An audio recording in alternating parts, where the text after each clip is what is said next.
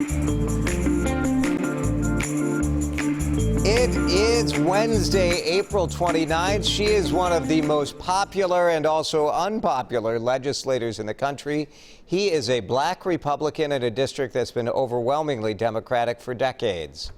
So buckle up, right? Donations pouring in to support the man running against Congresswoman Ilhan Omar. Star Tribune reporting that Lacey Johnson has raised more than $1 million. Social media and small dollar donors from around the country have really changed this. They've given long shot challengers in all sorts of districts, challengers to polarizing people, a lot of money. But to bring in all the money, Johnson paid $120,000 in credit card processing and fundraising fees. He spent $500,000 on direct mail. It costs a lot to raise money, and the real winners in this fundraising game, it's political strategists and advisors who are charging all this money. Good story by Fred Mello in the Pioneer Press talking about a motorcycle club that is feeding young homeless people. Red Knights Motorcycle Club, Minnesota, Chapter 4. Most of them are current or retired firefighters, guys like Scenic and Flash. I wish I had a nickname like Scenic or Flash. They've been delivering to homeless people in their 20s, largely people living in motels, doing it every Monday and Wednesday, East Metro, West Metro. These guys used to hang out as a group, taking a long ride, and then they'd stop and have a group meal at a restaurant. But when restaurants closed, one of them had a YMCA connection, and they teamed up with the Y to deliver meals. So cool. We know school is not happening in classrooms for the rest of the school year, but a couple stories out today about what things might look like in the fall. Both the New York Times and USA Today talking about this.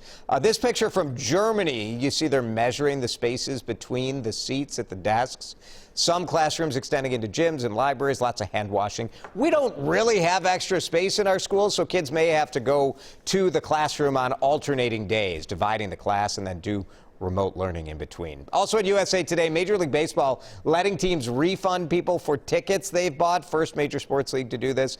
Typical baseball team has already had about 15 home games postponed, so that's about 20% of an 81-game home schedule. By the end of May, about 30 games will be gone. Twins have not announced their plans yet. Finally, I've been a little amazed at the resurgence of vinyl records. I remember learning how to cue them up in my high school broadcasting class.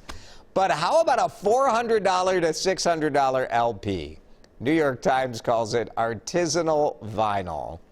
All right, before you throw up your breakfast, the story is cool. The Electric Recording Company in London, they recreate classical and jazz albums from the 50s and 60s, but they're doing this all with restored vintage equipment, so vacuum tube amps, mono tape systems. They're taking the tech from the time and remaking those albums exactly as it was done then.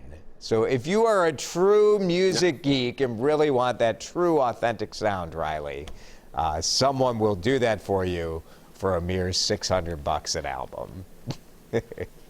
And I think people will definitely do it for sure. I mean, it is pretty cool. I It mean, is definitely. cool. I mean, Yes. It's a really, really cool concept. Yeah.